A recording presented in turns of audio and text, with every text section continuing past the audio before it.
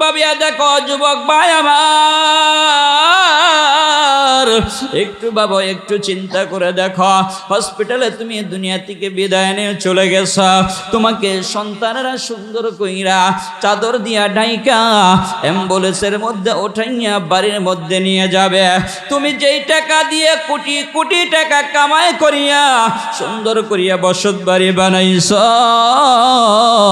অথচ তুমি মৃত্যুবরণ করার পরে তুমি তাকিয়ে তাকিয়ে দেখতেছ যেই সন্তানগুলা তোমাকে এত মহাব্বত করত, যেই সন্তানগুলা তোমাকে এত আদর করত, যেই বিবির সাথে তুমি 60 বছর 70 বছর 40 বছর 50 বছর জিন্দেগি কাটাইলা, যেই বিবিকে এত সুখ দুঃখের কথা বলছিলা, যেই বিবিকে এত আদর করতে এত মায়া করতা মহাব্বত করতা, এ মুসলমান হসপিটাল থেকে যখন তোমাকে বাড়িতে নেওয়া হইল, বাড়িতে নেওয়ার সঙ্গে সঙ্গে তোমাকে একটা মিনিটের জন্য ওই ঘরের ভিতরে ঢুকাবে না, কথা ঠিক না ঠিক? এ মুসলমান বাবাজির আমার, কোটি কোটি টাকা দিয়ে তুমি অট্টালিকা বানাইলা, অথচ মৃত্যুবরণ করার সঙ্গে সঙ্গে তোমাকে এই বাড়ি থেকে বের করে দেওয়া হইল। এ মুসলমান বাবাজির আমার, শুধু তাই নয়, একটা মিনিটের জন্য আমাকে আপনাকে ওই বিল্ডিং এর ভিতরে ঢুকাবে না। সন্তানেরা, পরিবার, আত্মীয় স্বজনরা বলবে যত তাড়াতাড়ি সম্ভব গোসল দেওয়ার ব্যবস্থা করো। হে মুসলমান বাবাজির আমার, গোসলের ব্যবস্থা করানো হবে, বড়ই পাতা গরম জেল আমাকে আপনাকে গোসল করানো হবে, সুন্দর কইরা সাদা কাপড় মার্কিন দিয়ে আমাকে আপনাকে মোড়ানো হবে। আপনি চায়া চেয়ে শুধু দেখবো, কিছুই বলতে পারবো না। এ মুসলমান, যে সন্তানগুলো এত আদর করতো, এত মায়া করতো আমার আপনার জন্য, যে আত্মীয় স্বজন গুলো এত পাগল ছিল, যেই শখের বিবি এত পাগল ছিল, আজকে আমার ওই শখের বিবি বলতেছে যত তাড়াতাড়ি সম্ভব আমার স্বামীকে গোসল করে কাফনের ব্যবস্থা করা। হে মুসলমান বাবাজিরা আবার, এবার আমাকে আপনাকে সুন্দর কইরা কাফনের কাপড় পরাইয়া আতর গোলাপ সাজাইয়া চারজনের কাঁধে কইরা লইয়া মাঠের দিকে রওনা করছে। এবার যখন সবাই দাঁড়ায় গেছে জানাজার জন্য, এ মুসলমান বাবাজিরা আমার, সুন্দর জানাজাও শেষ হলো।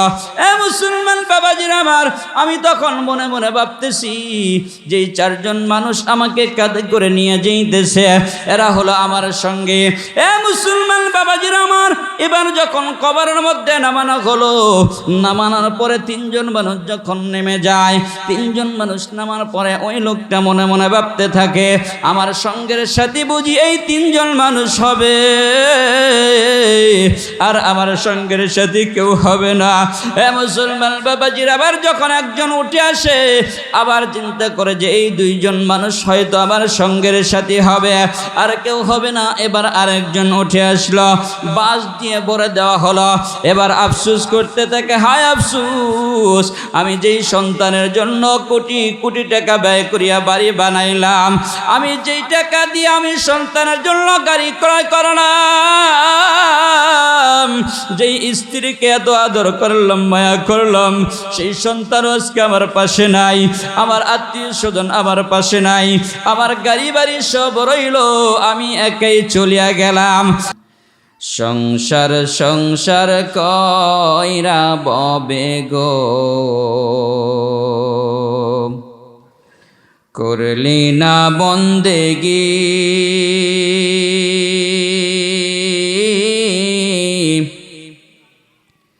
কিভাবে কাটাইবি মনরে, কবরের জিন্দিগি রে, ওরে জীবন গোনায় গোনায় গেল রে, ওরে জীবন গোনায় গোনায় গেল রে। সংসার সংসার কইরা ববে গো, করলি না বন্দেগি, কিভাবে কাটাইবি মনরে, কবরের জিন্দিগি রে, ওরে জীবন গোনায় গোনায় গেল রে, নিঃশ্বাসের ওই বিশ্বাস কইরা গো, বদলাম বাড়ি ঘর,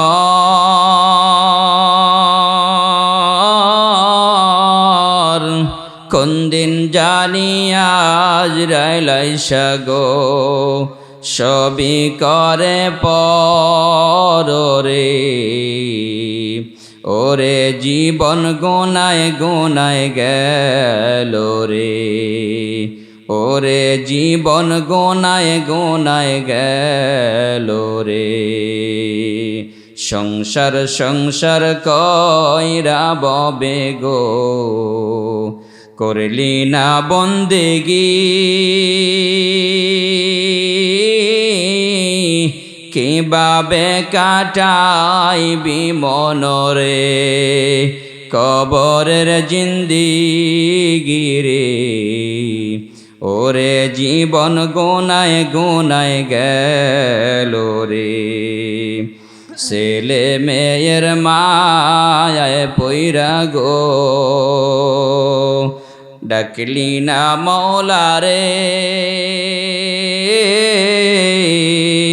কি জানি কেউ পায় হবে গো, অন্ধকার কবর রে, ওরে জীবন গোনায় গোনায় গেল রে, ওরে জীবন গোনায় গোনায় গেল রে, সংসার সংসার কইরা ববে গো, করলি না বন্দেগি,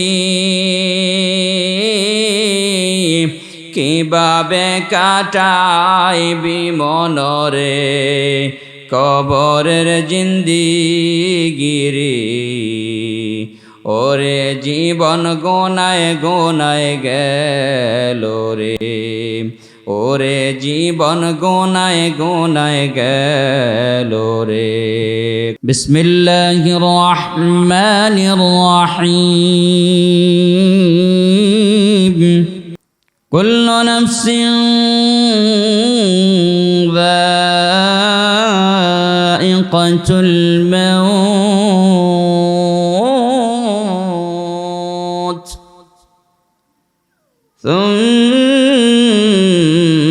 সুম্মা ইলাইনা তুরজাউন।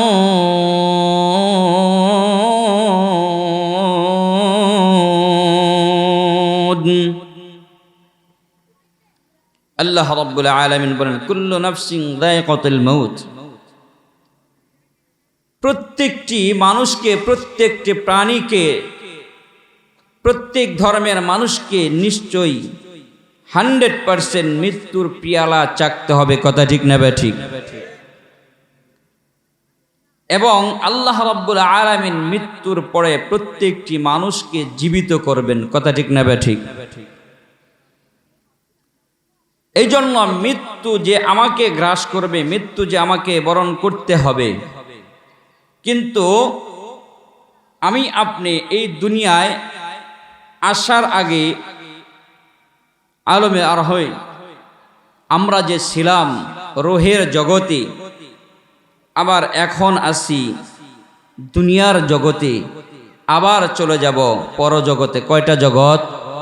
3টা জগৎ। রোহের জগতে কোনো ঝামেলা ছিল না, কোনো সমস্যা ছিল না। দুনিয়ার জগতে যখন আসলাম, এখানেই পরীক্ষা শুরু হয়ে গেল, পরীক্ষার প্রস্তুতি শুরু হয়ে গেল। রেজাল্ট হবে কবরে। কথা ঠিক না ঠিক?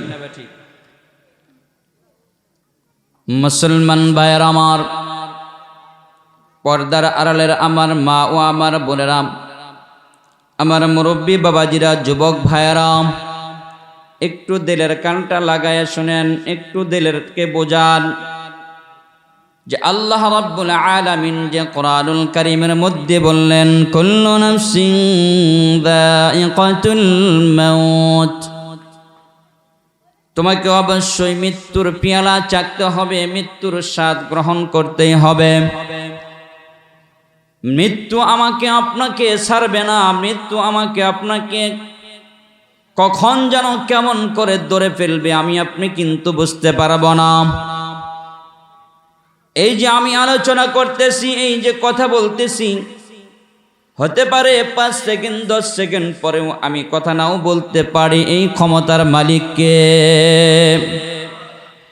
এই যুবক বন্ধু, এ মুরব্বী বাবাজিরা, আমার পর্দার আড়ালের আমার মা, আমার বোনেরা, কথাগুলা দিল দিয়ে বুঝবেন, একটু চিন্তা করবেন, একটু ভাবিয়া দেখেন যে রব্বুল আলামিন আমাকে আপনাকে দুনিয়ার মধ্যে পাঠাইলেন। আমরা ছিলাম রূহের জগতে, এখন আসি দুনিয়ার জগতে। সামনে এমন একটা জগৎ আসতেছে। এ বন্ধু, একটু ভাবিয়া দেখেন, একটু চিন্তা করবেন যে মৃত্যুর পরে আমাকে আপনাকে এমন একটা জগৎ আমার আপনার জন্য অপেক্ষা করতেছে। মুসলমান বাবাজিরা, আমার যুবক ভাইরা, পর্দার আড়ালের আমার মা ও আমার বোনেরা, আজকে আমরা মৃত্যুকে বিশ্বাস করি জবানে বলি, কিন্তু ইখলাসের সাথে বিশ্বাস করি না। যেই কারণে আমার আপনার জিন্দেগির ভিতরটা গুনাহ দিয়ে ভরা। আমি আপনি শুধু গুনাহ নিয়ে ব্যস্ত আছি। আমার আপনার জিন্দেগির ভিতরে কোনো নেক খুঁজলে পাওয়া যায় না। আমি আপনি শুধু গুনাহ নিয়ে ব্যস্ত আছি, গুনার সাগরের মধ্যে হাবুডুবু খাইতেছি। কিন্তু এমন একটা দিন আসবে, আমি আপনি যখন এই দুনিয়া থেকে বিদায় নিয়ে কবরের জগতে চলে যাব, একটু চিন্তা করে দেখেন, আমি তো অবশ্যই মৃত্যুবরণ করব। মৃত্যু তো কেমন একটা জিনিস, কেমন একটা কথা। দুনিয়ার কোনো মানুষ যদি ইখলাসের সাথে, ইয়াকিনের সাথে যদি মৃত্যুর মুরাকাবা করতো রে বাবা, ও যুবক ভাই আমার, কোনো মানুষ যদি মৃত্যুর কথা শুনে দিল থেকে বিশ্বাস করে যদি পরিপূর্ণভাবে একটু চিন্তা করে দেখতো, চোখটা বন্ধ করে যদি একটু ভাবতো, এই যে দুনিয়ার ভিতরে এখন আছি, এমন সময় একদিন আসবে এই দুনিয়া থেকে আমাকে চলে যেতে হবে। একটু পিছনের দিকে তাকিয়ে যদি ভাবতো, আমার এই বাড়ির মধ্যে আমার দাদাও তো ছিল, আমার দাদিও তো ছিল, আমার বড় ভাই ছিল, আমার ছোট ভাই ছিল, আমার অমুক মামা ছিল, অমুক দাদি ছিল, অমুক চাচা ছিল, তারা তো কেমন করে দুনিয়া থেকে বিদায় নিয়ে চলে গেছে। এ মুসলমান বন্ধু, এ যুবক ভাই আমার, একটু ভাবিয়া দেখেন, একটু চিন্তা করিয়া দেখেন। আপনি ওই কবরের পাশে একটু দাঁড়ান, একটু দাঁড়িয়ে দেখেন, একটু মনে রেখে প্রশ্ন করে দেখেন, ও কবরবাসী তোমরা কেমন আছো? এই প্রশ্নটা যদি আমি করি কবরবাসীকে, কবরের মধ্যে থেকে কোনো মানুষের উত্তর আসবেনি। মাত্র 3.5 হাত কবর বলে এই কবরের পাশে দাঁড়াইয়া যদি কোনো মানুষকে প্রশ্ন করে, কবরবাসীকে প্রশ্ন করে, উত্তর আসবে না। কোনো মানুষ কিন্তু জবাব দিবে না, কারণ চিরতরে সে বিদায় নিয়ে চলে গেছে কবরের জগতে। এ মানুষ, এ যুবক ভাই আমার, এ মুসলমান, এ ইমানদার মুরব্বী বাবাজিরা, যুবক ভাইরা, একটু ভাবিয়া দেখো, একটু চিন্তা করিয়া দেখো, যেহেতু আমাকে মৃত্যুবরণ করতে হবে, আমাকে দুনিয়া থেকে বিদায় নিয়ে চলে যেতে হবে, আমার আপনার সঙ্গের সাথী হবে 2টা জিনিস। কয়টা জিনিস? কথা বলেন, কয়টা জিনিস? আমার আপনার সঙ্গের সাথী হবে 2টা জিনিস। এ যুবক ভাই আমার, এ পর্দার আড়ের আমার মা, ও মুরব্বী বাবাজিরা রে, আমার আপনার সঙ্গের সাথী হবে 2টা জিনিস। 1 নাম্বার হলো ঈমান, 2য় নাম্বার হলো আমল। কথা ঠিক না ঠিক? এ মুসলমান বাবাজিরা আমার, এ যুবক ভাই আমার, এ মুসলমান ইমানদার আল্লাহর গোলাম, 2টা জিনিস আমার আপনার সঙ্গের সাথী হবে। 1 নাম্বার হলো ঈমান। কেমন ঈমান? পিওর ঈমান লাগবে, খাঁটি ঈমান লাগবে। এ মুসলমান বাবাজিরা আমার, খাঁটি ঈমান আবার কেমন? বলে খাঁটি ঈমানদার ওই মানুষগুলা আল্লাহ রাব্বুল আলামিন কোরআনুল কারীমের মধ্যে ঘোষণা করেন, বিসমিল্লাহির الرحمن الرحيم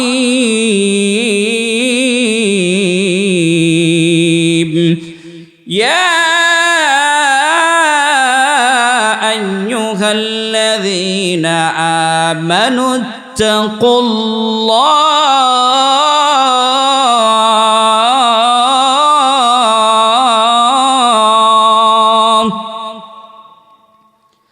يا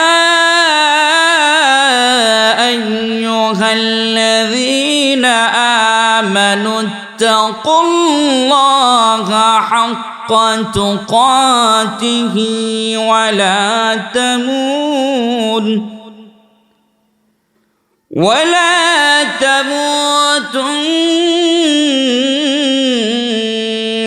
إلا وأنتم মুসলিমুন।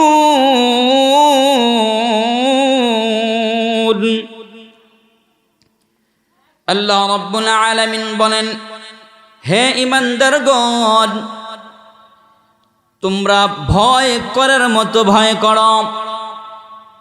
এ মুসলমান বন্ধু, এ মুরব্বী বাবাজি, আমার যুবক ভাইয়েরা, যেই মানুষটা প্রকৃত ঈমানদার হবে, যেই মানুষটা প্রকৃতই আল্লাহ তাআলাকে ভয় করবে, তাকে ওই ঈমানদারকে বলা হয়েছে যে পরিপূর্ণ ভয় করার মতো ভয় করবে, ভয় করার মতো ভয় করা বলা হয়েছে।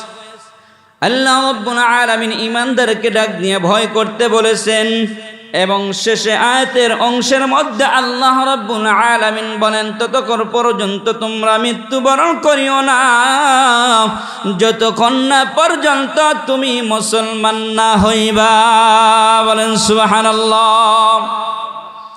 এ মুসলমান বন্ধুরা আমার, একটা কথা হলো ঈমানদারকে ডাকতে বলেছেন, ভয় করতে বলেছেন ঈমানদারকে। দ্বিতীয় নাম্বার কথা হলো মুসলমান না হইয়া মৃত্যুবরণ করতে বলেছেন। এখানে দুইটা কথা, তাহলে বোঝা যায় আমি আপনি ঈমানদার কিন্তু মুসলমান হইতে পারি নাই। কথা ঠিক না ঠিক? ভয় করার মতো কেমন ভয়, উদাহরণ দিলে বুঝে আসবে। এরা যুবক ভাই আমার, এ মুরব্বী বাবাজিরা আমাদের বুঝে আসবে। এক্সাম্পল দিনে, যেমন মনে করেন একজন মানুষ একটি জায়গার ভিতরে একটা পুকুরের মধ্যে বা একটা পুষ্করির মধ্যে মাছ ধরার জন্য নেমে গেছে।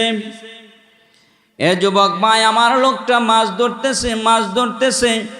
পুকুরের কোনায় দুইটা লোক দাঁড়িয়েছে। সমাজের ভিতরে সবচেয়ে গণ্যমান্য দুইজন ব্যক্তি, একজন হলো মসজিদের ইমাম আর একজন হলো মাস্টার।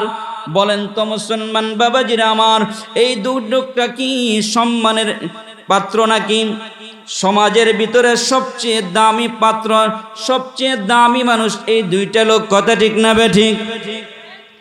মসজিদের ইমাম খুব দামি মানুষ, একজন আলেম মানুষ, আর একজন মাস্টার হলো তার কাছ থেকে সমাজের অনেক পোলাপান, অনেক ছাত্ররা জ্ঞান অর্জন করেন। এই দুইজন ব্যক্তি পুকুরের কোনায় দাঁড়িয়ে আছে, উঠানে দাঁড়িয়ে আছে। এর একটা লোক মাছ ধরতেছে। এই দুইজন ব্যক্তি ডাক দেবেন, ও ভাই এইদিকে আসো, এইদিকে আসো।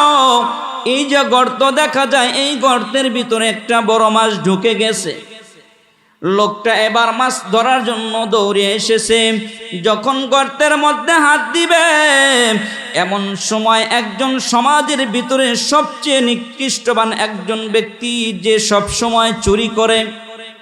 বলেন তো, যে ব্যক্তি সমাজের ভিতরে চুরি করে, এই লোকটা ভালো মানুষ না খারাপ মানুষ? এ মুরব্বী বাবাজিরা আমার, এই যুবক ভাইয়ের আমার, ও মুসলমান ভাইয়েরা রে, একজন সমাজের ভিতরে নিকৃষ্ট মানুষ যে সারা জীবন চুরি করলো, এই লোকটা ডাকতে বলতেছেন, ও ভাই তুমি দাঁড়াও, তুমি অগ্রসর হইও না। ইমাম সাহেব আর মাস্টার বলেছে, এই গর্তের ভিতরে বড় একটা মাছ ঢুকে গেছে, তুমি হাত দিও না। শোনো, আমি তোমাকে বলি, আসলে এই গর্তের ভিতরে মাছ নাই, এখানে সাপ ঢুকে গেছে। বলেন তো মুসলমান বাবাজিরা, আমি আপনাদেরকে প্রশ্ন করতে চাই, চোরের কথা বিশ্বাস করবে না মাস্টার ইমামের কথা বিশ্বাস করবে? কার কথা বিশ্বাস করবে? মাস্টারের কথা কি বিশ্বাস করবে? ইমামের কথা বিশ্বাস করবে? কারণ যে কথা ভালো করে বোঝার পরে উত্তর দেন। মাস্টার আর ইমাম সাহেব বলছে এখানে মাছ ঢুকেছে, যে মাছ ধরতে আসতেছে সে কিন্তু মাছ দেখে নাই। ওনারা বলছে মাছ ঢুকেছে। সত্যবাদী দুজন মানুষ, মিথ্যা কখনো সমাজের ভিতরে বলে না, সবাই যাদেরকে ভালো মানুষ বলে জানে। আর যিনি মাছ ধরতে আসতেছে উনিও জানে যে এরা কখনো মিথ্যা বলতে পারে না। ওনাকে বলা হচ্ছে যে মাছ এখানে ঢুকেছে, কিন্তু কিছুক্ষণ পর একজন চোর, সমাজের ভিতরে নিকৃষ্টবান একজন ব্যক্তি এসে বলতেছে না, এখানে মাছ ঢুকে নাই, এখানে সাপ ঢুকেছে। এখন বলেন যে চোরের কথা বিশ্বাস করবে না মাস্টারের কথা, ইমামের কথা বিশ্বাস করবে? এখন বুঝছেন, এখন কথা আপনারা বুঝতে পারছেন। চোরের কথা বিশ্বাস করবে, কারণ তার এই প্রাণীর প্রতি অগাধ বিশ্বাস আছে যে এখানে অবশ্যই ঢুকতে পারে, 100% হতে পারে। যদি বাই চান্স হাত দেই সাবে সবল মারবে, আমি মারা যাব। কথা ঠিক না বে ঠিক? 100% তার দিলের ভিতরে কি হয়েছে? বিশ্বাস হয়ে গেছে, ইয়াকিন হয়ে গেছে যে এখানে কি হয়েছে? সাপ আছে। এই যে ভয়টা করছে, এই ভয়ের কথাই বলা হয়েছে যে এরকম ভয় করতে হবে যে হ্যাঁ, আমি যে গুনাহ করতেছি, আমি যখন চুরি করতেছি, কে দেখতেছে? যদি একজন প্রকৃত ঈমানদার হয়, যখন সে গুনাহ করবে সে চিন্তা করবে যে আমি যে এখন নামাজ পড়তেছি না, নামাজ না পড়াটা মারাত্মক গুনাহ হচ্ছে, আমি যে নামাজ পড়তেছি না, কে দেখতেছে? আল্লাহ। অথচ দেখেন এখানে আরেকটা কথা উঠে আসে সমাজের ভিতরে। এই যে দুইজন ব্যক্তি যে বললেন যেখানে মাছ ঢুকেছে, তাকে এলান দিলেন। মুসলমান বাবাজির আমার, সমাজের ভিতরে এরকম সবচেয়ে আমরা যাদেরকে নেতা মনে করি, যাদের কথা আমরা বিশ্বাস করি, জুমার দিন আলোচনা করে, বিভিন্ন মাহফিলে আলোচনা করে, বিভিন্ন ইসলাহি প্রোগ্রামে এই যে সতর্ক করতেছে, এই যে বারবার বলতেছে যদি গুনাহ করা হয় জাহান্নাম, নেকি করলে জান্নাত, তাদের কথা আমরা কতটুকু গ্রহণযোগ্যতা দিতেছি? কথা ঠিক না ঠিক? সমাজের ভিতরে অনেক সময় ইমাম সাহেব এত সুন্দর সুন্দর কথাগুলা বলে বলে আমাদেরকে বুঝাইতেছে, কিন্তু আমরা সেই বুঝ নেই না। কথা ঠিক না ঠিক? আল্লাহ তাআলা আমাদেরকে তৌফিক দান করুন, আমিন। তো বলতেছিলাম যে ওই ইমানদারের কথাই বলা হয়েছে, যেই ইমানদার আল্লাহকে ভয় করে, এই ইমানদারের কথাই বলা হয়েছে যে ওইরকম ইমান নিয়ে যখন কোনো মানুষ মৃত্যুবরণ করবে, আর ওইরকম আমল নিয়ে যখন মৃত্যুবরণ করবে, তার কবরটা হবে কি? জান্নাতের বাগান। বলেন সুবহানাল্লাহ। মুসলমান বাবাজিরা আমার, বলতেছিলাম দুইটা জিনিস নিয়ে যদি কোনো মানুষ কবরে যায়, বলে ওই মানুষটার কবর হবে জান্নাতের বাগান। আর যদি দুইটা জিনিস যদি পিওর না থাকে, খাঁটি না থাকে, ভালো না থাকে, ওই মানুষটা কোথায় যাবে? জাহান্নামে। কই যাবে? জাহান্নামে। এ মুরব্বী বাবাজির আমার, এ যুবক ভাই আমার, দুনিয়ার সামান্য কষ্ট আমরা সহ্য করতে পারি না। আমাদের কি কোনো সামর্থ্য আছে জাহান্নামের আযাব সহ্য করার মতো? মানুষ আমরা কেউ এমন আছি যে জাহান্নামের কষ্ট সহ্য করতে পারবো? না না, কখনো সম্ভব না। এই জন্য মুসলমান বাবাজিরা আমার, আমাকে আপনাকে এক নাম্বার হলো ঈমান নামক দৌলত, ঈমানকে খাঁটি করতে হবে, ঈমানকে পিওর বানাইতে হবে। দ্বিতীয় নাম্বার হলো আমল সুন্দর করতে হবে, আমল সহি করতে হবে। এ মুসলমান বাবাজিরা আমার, দুনিয়ার এক্সাম্পল, দুনিয়ার সিস্টেমের মধ্যে, দুনিয়ার নিজামের মধ্যেও যদি কোনো মানুষ এক দেশ থেকে আরেক দেশে সফর করতে চায়, এক দেশ থেকে আরেক দেশে যদি ভ্রমণ করতে চায়, তাকেও দুইটা জিনিস লাগে। কথা ঠিক না ঠিক? দুনিয়ার সিস্টেমের মধ্যে যদি দুইটা জিনিস যদি লাগে, এক নাম্বার হলো পাসপোর্ট, দ্বিতীয় নাম্বার হলো ভিসা। এ মুসলমান বাবাজি বার আমার, এক নাম্বার হলো পাসপোর্ট। পাসপোর্ট করতে অনেক কাগজপাতি লাগে। আপনি সব কমপ্লিট করেছেন, পাসপোর্ট কমপ্লিট হয়ে এসে গেছে, এবার আপনার ভিসাও কমপ্লিট হয়ে গেছে। এ মুসলমান বাবাজিরা আমার, আপনার পাসপোর্টও কমপ্লিট, ভিসাও কমপ্লিট, কিন্তু আপনি যখন ইমিগ্রেশনে ঢুকে পড়েছেন, এখন ঢুকার পরে দেখলেন আপনার পাসপোর্টটা আর ভিসাটা যখন চেক দিল, আপনার বাবার নামের পাসপোর্টের মধ্যে একটা অক্ষর ভুল এবং ওই ভিসার মধ্যে যে একটা নামের অক্ষরের মধ্যে ডিফারেন্স হয়ে গেছে, একটা অক্ষর মিলতেছে না। এ মুসলমান বন্ধুরা আমার, আমি আপনাদেরকে প্রশ্ন করতে চাই, বলেন তো এই লোকটা অন্য দেশে ভ্রমণ করতে পারবে? যাইতে দিবে? না না, ধরা খেয়ে যাবে। এ মুসলমান, আমার আপনার আল্লাহ, আমার আপনার দয়ার মাওলা এত সুন্দর কইরা আমাকে আপনাকে বানাইলো, এত মায়া দিয়া আদর দিয়া মোহাব্বত দিয়া বানাইলো আমাকে আপনাকে। দুনিয়ার মধ্যে কত সুন্দর সুন্দর নাজ নিয়ামত দিয়া পাঠাইলো। 60 বছর 70 বছর জিন্দিগি আমাকে আপনাকে আল্লাহ দিল। যেই জিন্দিগি পাইয়া আজকে আমি আপনার জীবনকে সুন্দর করে পরিচালনা করতেছি, যেই জীবন দিয়ে আমার আপনার সংসারকে সুন্দর করতেছি, যেই জীবন দিয়ে বিবি বাচ্চার সাথে সুন্দর সময় কাটাইলাম, একটা বারো চিন্তা করে দেখলাম না এই সময়টা আমাকে কে দিল, কে দিল? এই জীবনটা আমাকে কে দিল? এই সময়টা, এই দেহটা, এই চোখগুলা, এই পা আমাকে কে দিল? এই যে সময়টা নিয়ে আমি আমার মন মতো চলতেছি, এই যে আমি আমার মন মতো করতেছি, মন চাহি জিন্দিগি চালাইতেছি, অথচ একটা বারো ভাবলাম না কখন যেন মালাকুল মউত আমার আপনার সামনে হাজির হয়ে যায়, কেমন করে যেন আমাকে আপনাকে কোন দিন যেন বিদায় হয়ে চলে যেতে হয়। এ মুরব্বী বাবাজিরা আমার, এ যুবক ভাই আমার, আমার পর্দার আলের আমার মা, আমার বোনেরা, একটু ভাবিয়া দেখো, একটু চিন্তা করিয়া দেখো, কোন মানুষ যদি আসলে মৃত্যুর কথা ভাবতো, একটু চিন্তা করত যে কখন জানি, কখন কিভাবে আমাকে চলে যেতে হবে, একটু ভাবিয়া দেখেন, একটু নিজের দিকে তাকিয়ে দেখেন, মনে করেন আপনি নিজেই এখন দুনিয়া থেকে বিদায় নিয়ে চলে গেছেন। হে মুরব্বী বাবাজিরা রে, হে যুবক ভাই আমার, হে মুসলমান ভাইয়ের আমার, একটু চিন্তা করে দেখেন, আপনি দুনিয়া থেকে বিদায় নিয়ে চলে গেছেন, আপনার কোটি কোটি টাকার সম্পদ আছে, সম্পদ পরে রয়েছে, আপনি একটা 10 তলা 15 তলা 20 তলা বিল্ডিং বানাইছেন, আপনার 10টা 20টা গাড়ি আছে, কিন্তু হঠাৎ করে আপনি দুনিয়া থেকে বিদায় নিয়ে চলে গেলেন।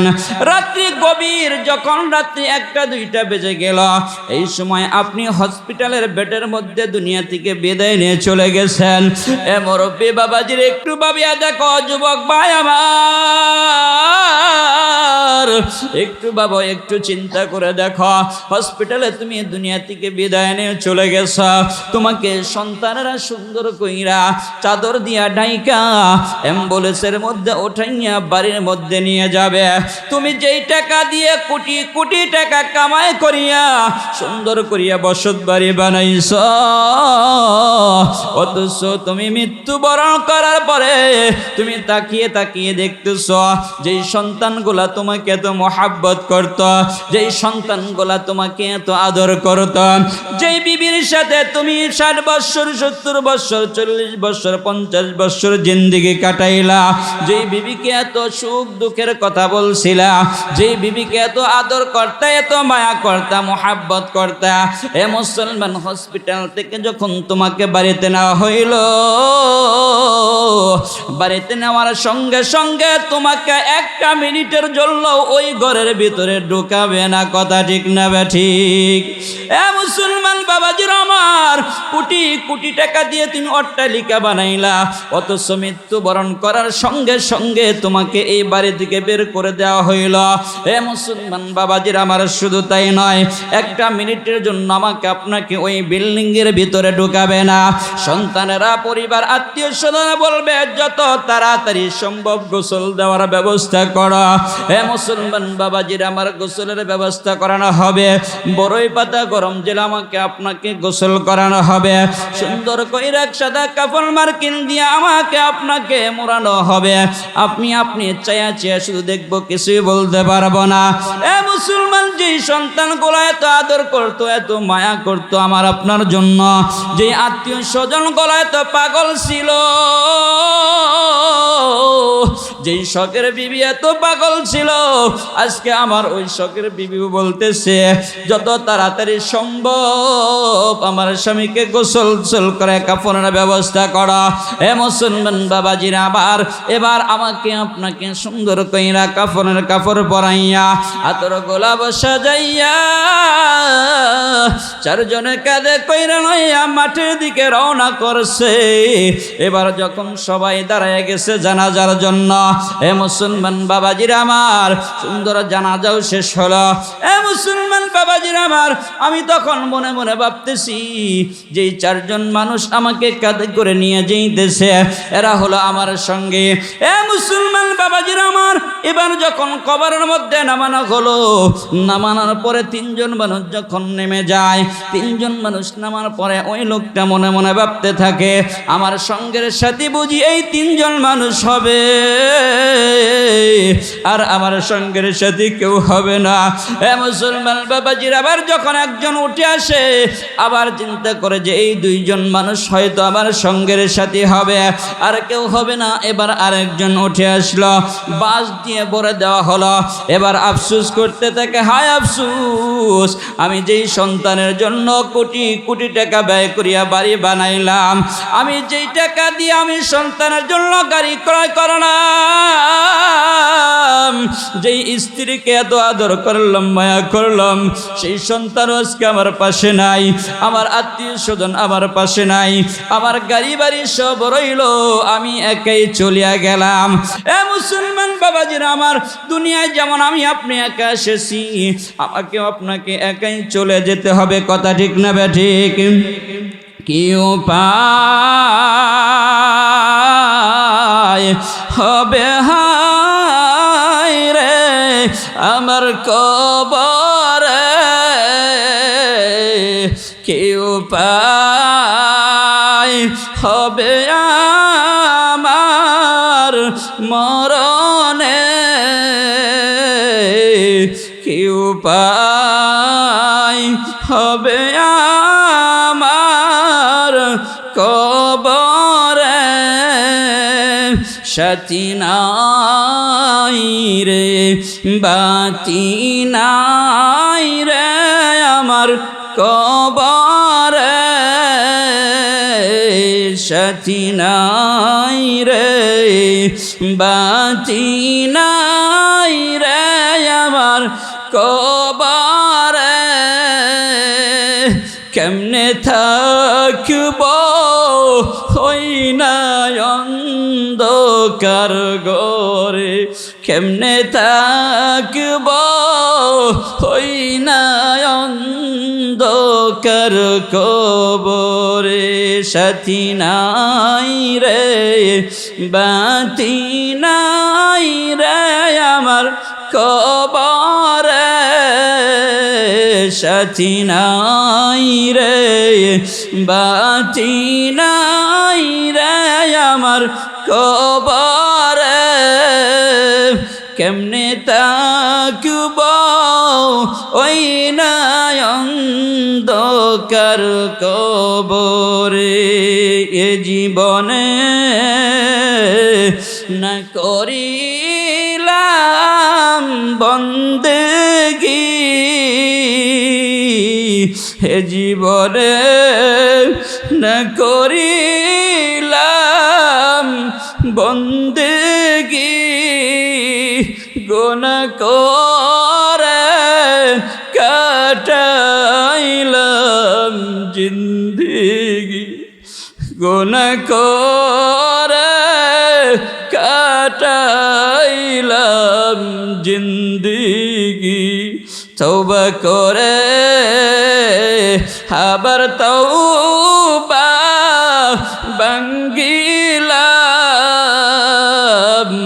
অবশেষে খাঁটি তওবা করিলাম, অবশেষে খাঁটি তওবা করিলাম। এ জীবনে না করিলাম বন্দেগি, গুনাহ করে কাটাইলাম বন্দেগি, গুনাহ করে কাটাইলাম জিন্দেগি। তুমি যদি মাফ নাই করো বান্দারে, বলো তোমার বান্দা যাবে করদারে, বলো তোমার বান্দা যাবে করদারে। কথা ঠিক না ঠিক? দুনিয়ার জিন্দিগিটা অল্প কয়েকদিনের জিন্দিগি, কথা ঠিক না ঠিক? একটু জিকির করেন, লা ইলাহা লা ইলাল্লাহ, লা ইলাহা লা ইলাহা লা ইলাহা ইল্লাল্লাহ, লা ইলাহা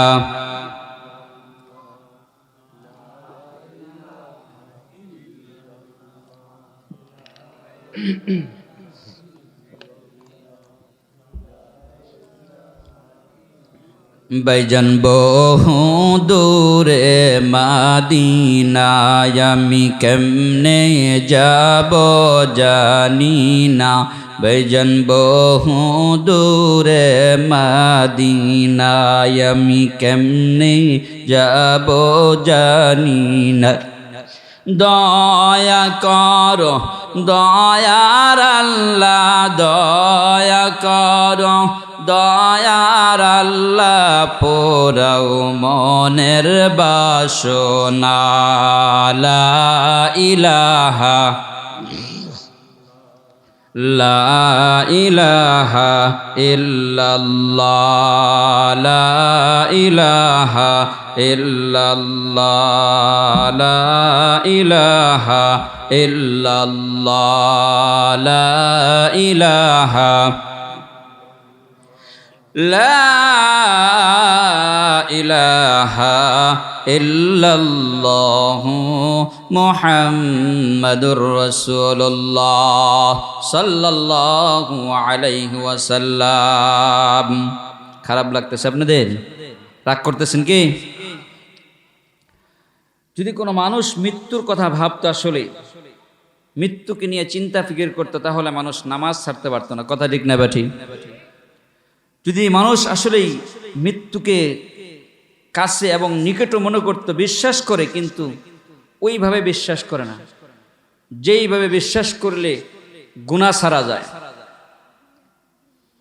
যখন আমি আপনি দুনিয়া থেকে বিদায় নিয়ে চলে যাব, আমার আপনার ঈমান আমল যদি ভালো না থাকে, কবরের ভিতরেই তো আমাকে আপনাকে ধরে ফেলবে।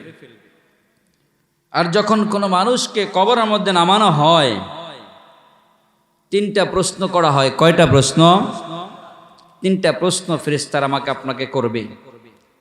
একটু চিন্তা করেন, যেই ছাত্র এসএসসি পরীক্ষার আসার পরে সে জানে যে আমি সামনে একটি বছর পরে আমাকে এসএসসি পরীক্ষা দিতে হবে, এই একটা বছর তার সুযোগ, তার চান্স নেওয়ার। 9টি বছর তো পড়ছেই, কিন্তু আরো একটি বছর সুযোগ পাইল। সে এসএসসি পরীক্ষা দিবে, কিন্তু এই একটি বছর যদি হেলায় খেলায় কাটিয়ে দেয়, বলেন তো এই ছেলে, এই স্টুডেন্ট, এই ছাত্র পাশ করার সম্ভাবনা আছে? নাই, কখনো সম্ভব না। যখন আমার আপনার মৃত্যু নিকটবর্তী হয়ে যায়, তখন যদি ইবাদতের চিন্তা ফিকির করি, মৃত্যু কাছাকাছি, এখন মৃত্যু হবে, এমন সময় যদি ভাবি, বলেন তো ওই সময় চিন্তা ভাবনা করে নিয়ত করে কোনো ফায়দা হবে? কোনো ফায়দা হবে না। আল্লাহ তাআলা আমাকে আপনি 60 বছর 70 বছর হায়াতে জিন্দিগি দিলেন, দুনিয়ার মধ্যে রাখলেন। এখন আমাকে আপনাকে মৃত্যুর পরে আল্লাহর কাঠগড়ায় দাঁড়াতে হবে। সর্বপ্রথম কবর আমার আপনার প্রথম ঘাঁটি। এই ঘাঁটির মধ্যে 3টা প্রশ্ন আমাকে আপনাকে করা হবে। এই 3টা প্রশ্নই আমাকে আপনাকে এই দুনিয়া থেকে অর্জন করে নিয়ে যাইতে হবে। কথা ঠিক না ঠিক? আমার আপনার আল্লাহ, আমার আপনার মাওলা কত দয়ার মাওলা, একটু ভাবেন। দুনিয়ার নিজাম, দুনিয়ার সিস্টেম, কোনো স্টুডেন্টকে যতক্ষণ না পর্যন্ত হলে প্রবেশ না করে, ততক্ষণ পর্যন্ত স্টুডেন্টের হাতে পরীক্ষা শুরু না হওয়া পর্যন্ত প্রশ্ন হাতে দেওয়া হয় না। কথা ঠিক না ঠিক? এ মুসলমান বাবাজির আমার, আমার আপনার আল্লাহ বান্দাকে দুনিয়ায় পাঠানোর আগেই প্রশ্নের উত্তর দিয়ে দিচ্ছেন। কথা ঠিক না ঠিক? বান্দা এখনো দুনিয়ায় আসে নাই, কিন্তু প্রশ্নের উত্তর দুনিয়ায় বিরাজমান করতেছে। প্রশ্ন হলো মার রব্বুকা, হুজুর এসে গেছে। মার রব্বুকা বলে তোমার রব কে? আমার রব কে? এইটা শিখার জন্য, এই প্রশ্ন অর্জন করার জন্যই তো দুনিয়া। কথা ঠিক না ঠিক? এই জন্যই তো উলামায়ে কেরাম, এই জন্যই তো কোরআন হাদিস। কথা ঠিক না ঠিক? আমার দিনুকা, তোমার দিন কি? ইসলাম। ইসলাম শিখার জায়গায় তো দুনিয়া। কথা ঠিক না ঠিক? আমার নবিয়ুকা, তোমার নবীকে, বলে নবীকে চিনার জায়গায় তো দুনিয়া, নাকি কবরে যাওয়ার পরে চিনা যাবে? নবীকে চিনতে হলে দুনিয়ায় থেকে চিনে যাইতে হবে। 3টা প্রশ্নের উত্তর আমাকে আপনাকে দুনিয়া থেকে শিখে যাইতে হবে। যখন আমি দুনিয়া থেকে শিখে যাব, বলে আমাকে আপনাকে প্রশ্ন করার সঙ্গে সঙ্গে আমার আপনার জবান দিয়ে বের হয়ে যাবে, উত্তরগুলা বের হয়ে যাবে। আর যখন উত্তর আমি আপনি দিতে পারবো, সঙ্গে সঙ্গে আল্লাহ রাব্বুল আলামিন আমার আপনার জন্য জান্নাতের দরজা খুলে দিবেন। বলেন সুবহানাল্লাহ। আমরা জান্নাতে যাইতে চাইতো নাকি? নাকি জাহান্নামে? জাহান্নামে যাইতে চান নাকি জান্নাত? তাহলে জান্নাতে যাইতে হলে এই 3টা প্রশ্নের কাজ আমাদের করতে হবে। কথা ঠিক না ঠিক? আল্লাহ তাআলা আমাদের সবাইকে পরিপূর্ণভাবে 3টা প্রশ্নের উত্তর প্রস্তুতি হয়ে আল্লাহ তাআলা যেন আমাদেরকে ঈমান আমল নিয়ে কবরে যাওয়ার জন্য তৌফিক দান করেন। সবাই আমিন।